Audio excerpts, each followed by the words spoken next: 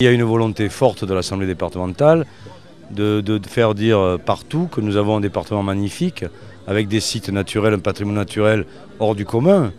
Et mon idée, c'est de mettre, si vous voulez, tout ça non pas sous verre ou sous cloche, c'est de les ouvrir au grand public et de les ouvrir partout, à la fois pour les Gardoises et les Gardois, mais aussi à ceux qui viennent d'ailleurs et au-delà de nos frontières.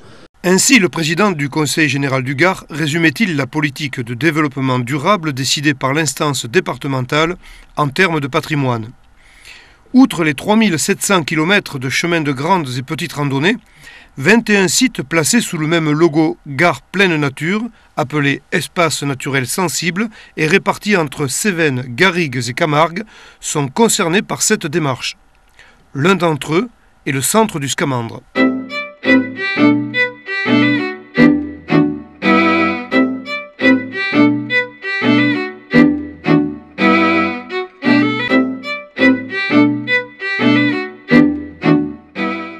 La propriété du Scamandre fait à peu près 215 hectares avec une autre propriété attenante de 70 hectares qui appartiennent à la commune de Vauvert. Donc ces sites-là sont gérés par le département, à la fois sur des questions d'ouverture au public, mais notamment aussi en termes de conservation de la biodiversité, des espèces et des milieux et des habitats naturels. Des dispositions sont prises pour rendre compatible l'accueil du public avec les exigences liées à la préservation du lieu, ce qui nécessite, au-delà de l'approche factuelle, une remise en question permanente. Le département a l'obligation d'ouvrir au public sur ses propriétés, puisque ces propriétés ont été achetées avec la taxe départementale sur des espaces naturels sensibles, la TDENS, et vis-à-vis de la loi, donc on a obligation d'ouverture au public. Donc l'ouverture au public ne va pas se faire n'importe comment, il va y avoir une politique qui va être mise en place site par site, donc avec des différents niveaux d'accueil donc selon les sites. Et là nous sommes sur un site particulièrement intéressant puisqu'on a le plus haut niveau d'accueil possible avec la mise en place de sentiers d'interprétation, avec de nombreuses animations qui sont organisées auprès du grand public mais aussi auprès du public scolaire. On a des expositions, des lieux d'accueil qui permettent l'accueil de beaucoup de personnes par an puisqu'on a à peu près 10 000 personnes qui viennent chaque année sur le site du Scamandre. Le département du Gard comprend deux zones à grand enjeu naturaliste. Les Gorges du Gardon, situées au nord de Nîmes, et la Camargue gardoise. Sur ces territoires, le Conseil général du Gard a mis en place des syndicats mixtes, véritables outils techniques, formés par les communes concernées et la collectivité départementale qui prend elle-même une part active dans le financement de la structure. Donc le syndicat mixte de la Camargue gardoise est à la fois en fait une entité qui représente le département du Gard, mais pas uniquement puisqu'on a un certain nombre de communes locales qui sont représentées dans ce syndicat mixte. Et c'est vraiment en fait l'ensemble de ces acteurs-là, département plus communes locales, qui vont mettre en œuvre les décisions, les orientations politiques et les actions de gestion, les actions d'accueil du public, de conservation du patrimoine naturel et historique sur ce site-là. Le cahier des charges rédigé, encore faut-il passer aux actes et aménager le site en commençant par le repérage et le tracé des chemins de visite dont une partie est réalisée sur pilotis. Ce n'est qu'ensuite que seront sécurisés les points de passage. Donc nous avons aménagé le site avec 3 sentiers. Le sentier de la Fromagère qui reprend le nom du domaine, la Fromagère en référence à l'histoire de ce site où il y avait eu des brebis, donc une fromagerie. Le sentier de la Fromagère qui est une boucle de 4 km sur laquelle les visiteurs peuvent aller se promener en autonomie en découvrant des informations qu'ils retrouvent à partir de bornes numérotées, d'un livret d'accompagnement que l'on peut acquérir à l'accueil du site. Ensuite le sentier du Butor qui est le dernier équipement qu'on a réalisé, qui est en fait un parcours très confortable sur pilotis, 1 km aménagé, accessible tout public, donc là aussi il y a un intérêt pour le public à mobilité réduite qui peut se déplacer en fauteuil roulant sur ce sentier du Butor. Le sentier du Butor en fait il fait partie de 5 sites qui ont été aménagés dans toute la France sur le thème de cet oiseau emblématique des marais à Roselières. On a affaire ici aux plus grandes roselières d'Europe de l'Ouest en fait, et le butor est un oiseau symbolique.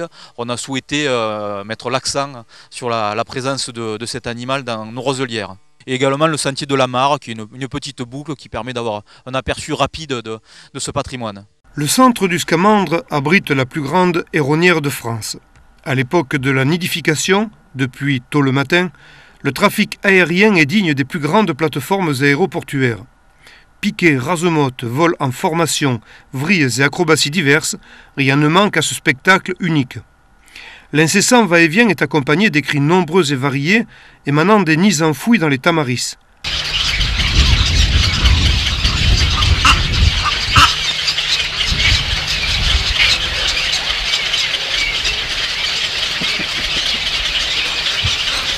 La densité des volatiles de toute plume est telle que la végétation change de couleur et se retrouve même dégradée par le guano des oiseaux.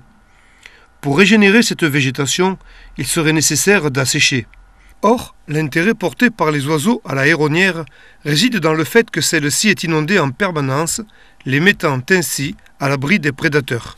La nature devra donc trouver elle-même les ressources nécessaires pour pouvoir se refaire une beauté une fois les oiseaux partis. Les artistes de ce ballet unique sont les garzettes, garde-bœufs et aigrettes, mais aussi les hérons, qu'ils soient crabiers, biérauds, cendrés ou pourprés, sans omettre les guêpiers qui chassent non loin de là. La vedette de la troupe animale est certainement l'ibis falcinelle, rare partout ailleurs et pourtant bien présent dans le ciel de la Camargue gardoise.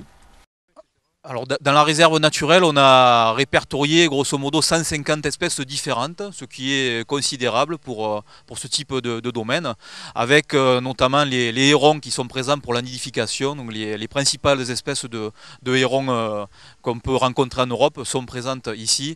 Également l'ibis falcinelle, donc le seul site en France où il niche à l'état sauvage. Le visiteur a la chance de passer très près de la héronnière. Donc on avait un petit souci lorsqu'on a créé ce sentier avec la vulnérabilité en fait. Comment faire pour que les visiteurs passent sans déranger. Donc on a pris les précautions d'usage en évaluant l'impact de la fréquentation. Et il est vrai que les hérons installés ne sont pas plus dérangés que ça. D'autant plus que les visiteurs font très attention et ont un comportement tel qu'ils doivent avoir pour ne pas déranger ces oiseaux. Et peuvent donc les découvrir de manière tout à fait intéressante. Le travail de surveillance et les visites qui se succèdent rythment la vie du centre. L'accueil des groupes est adapté à la demande et un diaporama commenté présente l'essentiel de la faune locale. Cependant, l'accent est volontairement mis sur les scolaires qui viennent là s'éduquer sur la nécessité d'aller vers des comportements responsables vis-à-vis de l'environnement.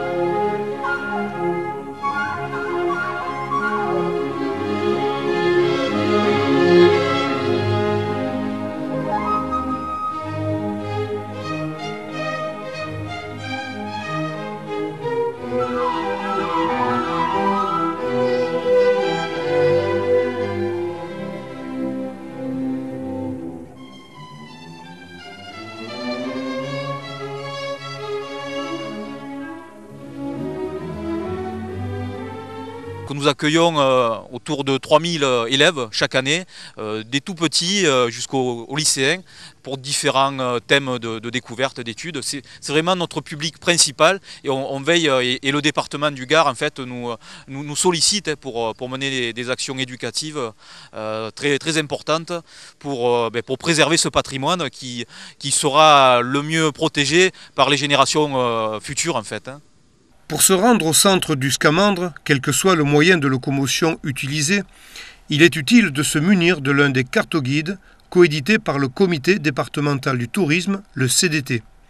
Une fois sur place, certains auront à cœur de vous accueillir en famille, alors que d'autres ne seront pas dérangés par votre présence. On ne vise pas une quantité de touristes à l'année, mais surtout on accueille de qualité. Pour cela, on a mis en place des jours, des heures d'ouverture pour le public individuel et familial. L'accès est réglementé. Il faut systématiquement se présenter à l'accueil. À partir de l'accueil, donc au point info, on propose aux visiteurs d'aller sur tel ou tel sentier.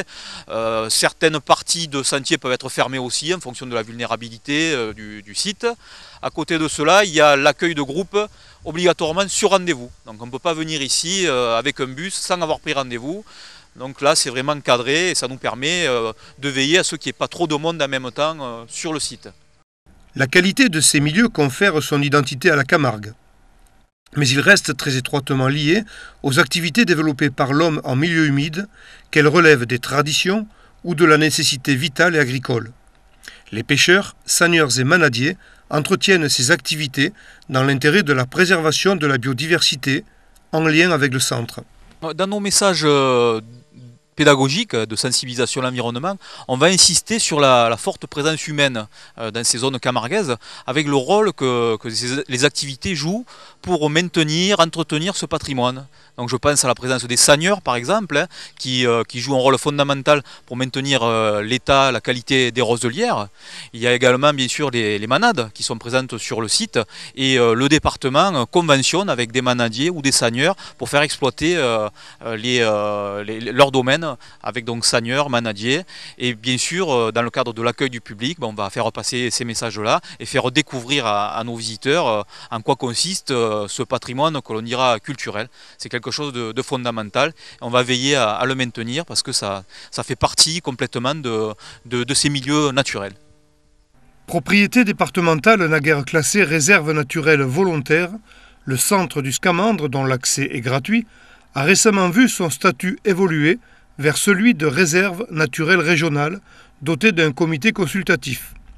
Dès lors, l'objectif est de défendre dans le temps, à travers un plan quinquennal, des enjeux naturalistes tels que la héronière ou la préservation des espèces.